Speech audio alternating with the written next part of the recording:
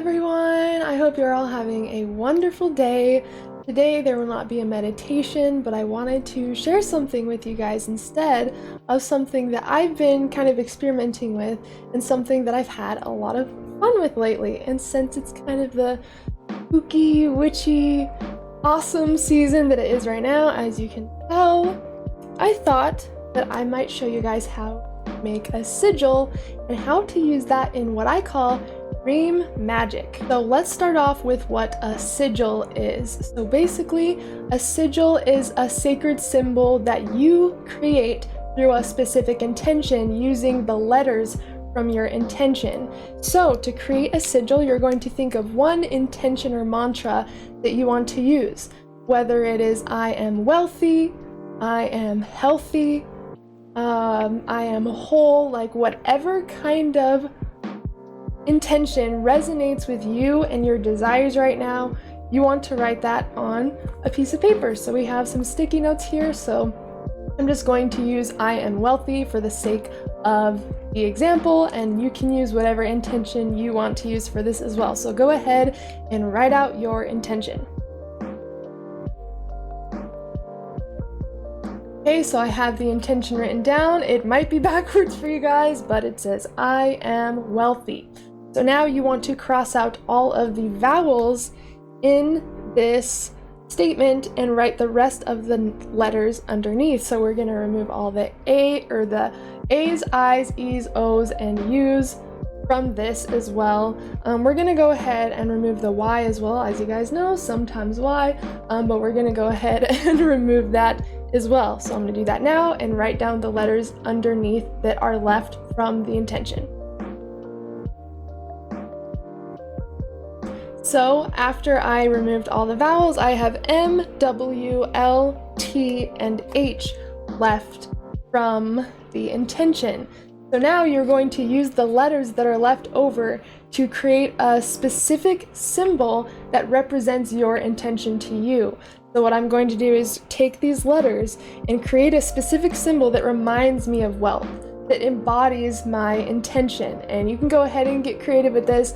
If you don't like the first one you create, you can go ahead and redo it, but you can create your symbol now out of the letters that are left over.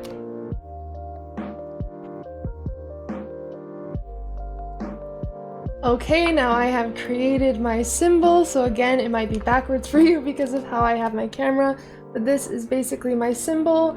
It's just kind of like a quick one that I created, but you can create whatever kind of symbol you want for this.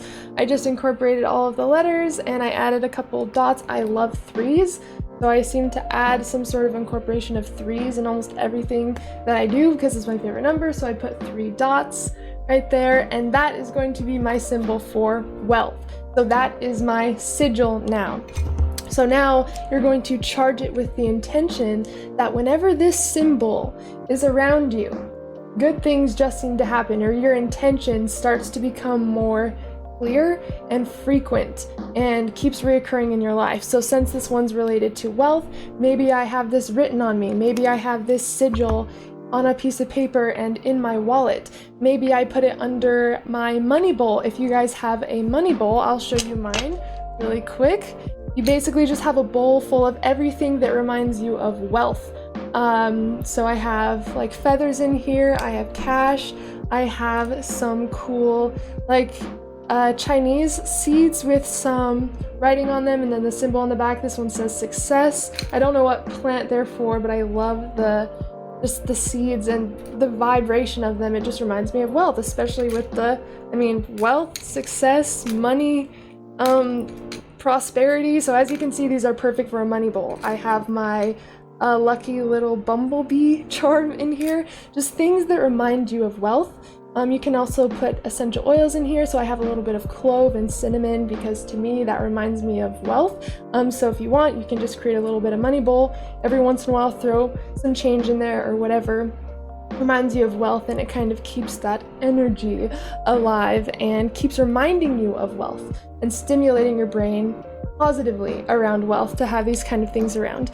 So you can put your sigil underneath. Like for example, I have another one where there's I am wealthy and I am prosperous on here, just a couple quick sigils that I created, and then I have that underneath my money bowl.